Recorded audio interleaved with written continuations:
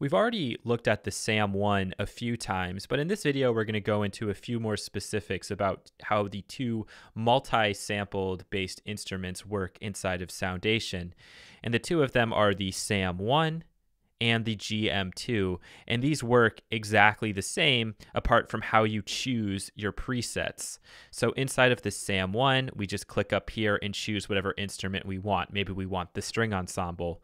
In the GM2, we can choose different categories. So let's say that we want a, I don't know, wind instrument, and I can look in here and I could choose the flute.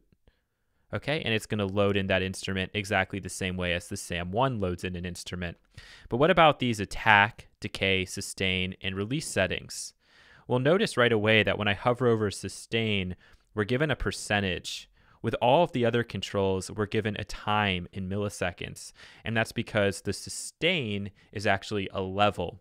So for right now, let's just pull everything else down except for the sustain. And when I hit a note, we notice that it comes on right away, and when I let go, we end up cutting the sound off immediately. All right, so what I can do is use these additional controls in here to shape that. So right now, if I pull the sustain down, we're making everything quieter. So let's put the sustain to 30% for right now. And what I'm going to do is I'm going to increase this attack all the way up to 1 second or 1,000 milliseconds. Let's do that again. Let's do it higher. So notice what's happening. If I'm just tapping this key here, we're starting at 0. We can't hear anything, and that's because the envelope will start at 0 amplitude. As I hold this down over 1 second, it's going to reach 100% here on the sustain before dropping immediately to 30%. And we can put this even lower. Now notice that there's a click, and that's because it's very difficult for this instrument to go from 100 to 17%. There should be some kind of time in between so we can kind of gradually make our way down to 17%. And that's what the decay does. So if I bring up the decay to another second, we're going to take 1 second to get to 100% sustain, and then 1 second to go from 100 to 17.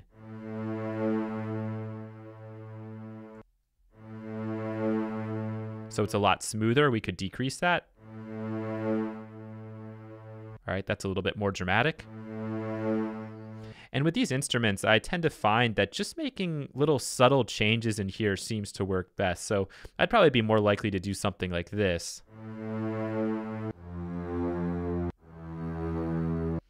But notice when we're letting go, it's a little bit awkward. It just cuts off immediately.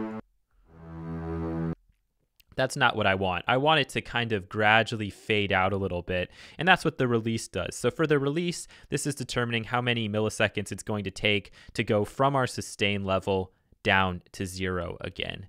So I'll put this somewhere in the middle.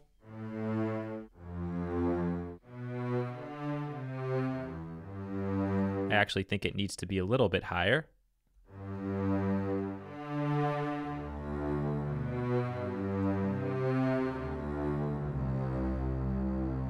So there you go, and it's going to work the same way for all of the instruments. So let's just, I don't know, record something in here.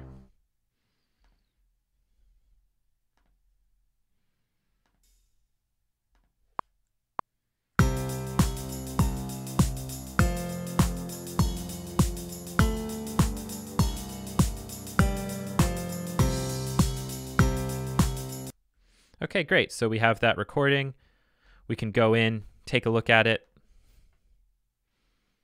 I actually did a very good job of playing almost exactly onto the bars. Wow. Pat myself on the back for that one. So let's just go in, fix this up a little bit, and take a listen.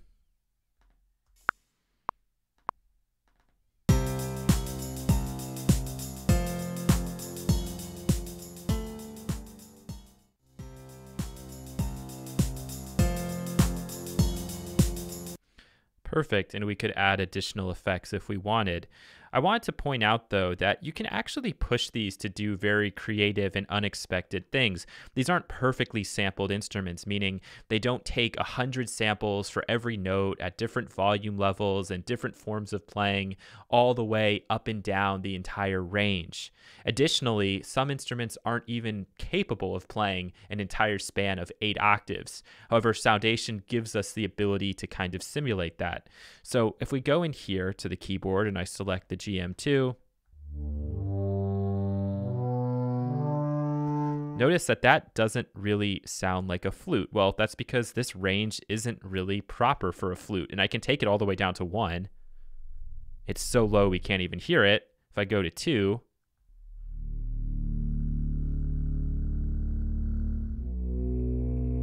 it sounds a little bit more like a didgeridoo than it does a flute, and I could take it to the extreme and go up to 8.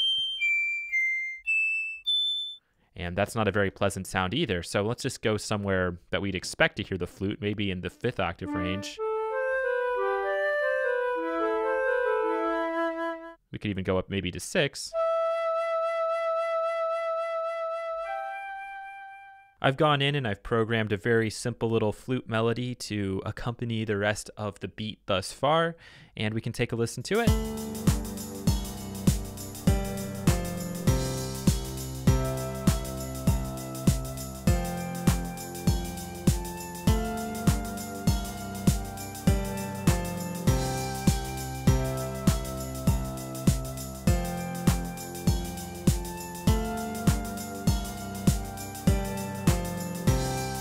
And it's definitely going to need some effects to spruce things up. But that's the basics of the sampler instruments inside of Soundation. Get in there, experiment, especially with this GM2. Take a look at all of the different options you have, and you'd be surprised that when you start to pitch them up and down the keyboard in unexpected octaves, sometimes you're left with a really, really great result. All right, take care.